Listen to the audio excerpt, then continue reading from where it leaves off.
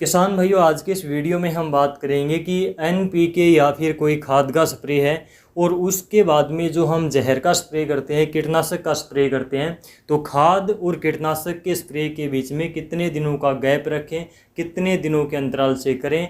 आज के इस वीडियो में इस सवाल का आपको जवाब मिलेगा। काफ़ी ज़्यादा कमेंट आते हैं, प्रत्येक वीडियो के नीचे ऐसा कमेंट देखने को मिलता है, तो आज के इस वीडियो में आपके इस कमेंट का जवाब आपको मिल जाएगा। इसमें आपको सबसे पहले ये देखना है कि हमारी फसल में बीमारियां कितनी हैं, कीटों का अटैक कितना हुआ है। इसमें दो कंडीशन बनेगी। सबसे पहली कंडीशन तो ये है कि फसल में अगर कीटों का अटैक कम है, बीमारियां कम है, तो आपको वहाँ पर पहले खाद का स्प्रे करना है। क्यों करना है, इसका रीज़न भी मैं आपको बताऊंगा।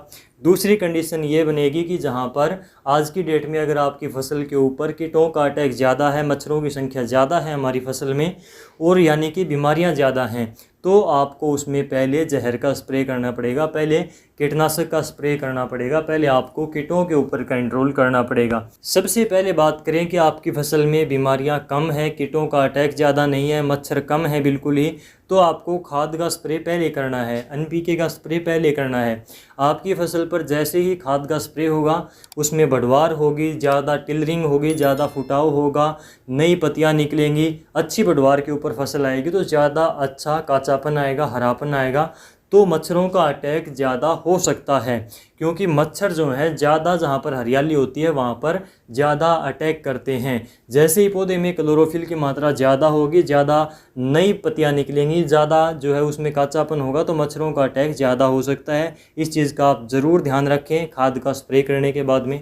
दूसरा, अगर आपने खाद में कोई भी नाइट्रोजन का स्प्रे किया है, यूरिया वगैरह का, तो उसमें मच्छरों का अटैक ज़्यादा हो सकता है, क्योंकि मच्छर जो हैं, कीट जो हैं, वो नाइट्रोजन की तरफ ज़्यादा आकर्षित होते हैं। इसलिए आपको खाद का स्प्रे करने के बाद में अगर कीटों का अटैक दिखाई देता है, तो 2 दिन छोड़कर तीसरे दिन, यानी कि 2 दिन के अंतराल से 2 दिन के बाद में आप उसमें कीटनाशक का स्प्रे कर सकते हो।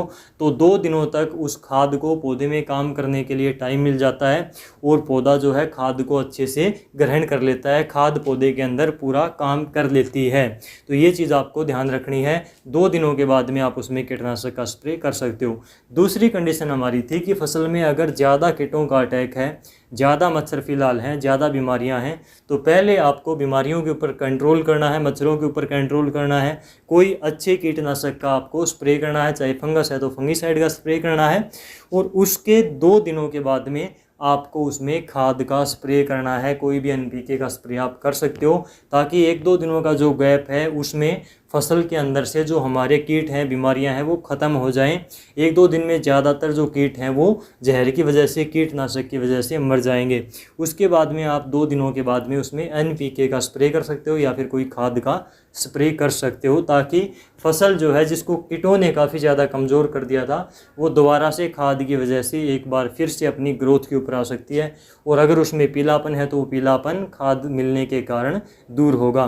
तो इस प्रकार से ये 2 कंडीशन आपकी बनती हैं, जिसमें आपको देखना है कि मच्छर कम है या फिर ज़्यादा, तो उसी अनुसार आपको उसमें ये डिसाइड करना है कि पहले हमें खाद का स्प्रे करना है या फिर कीटनाशक का।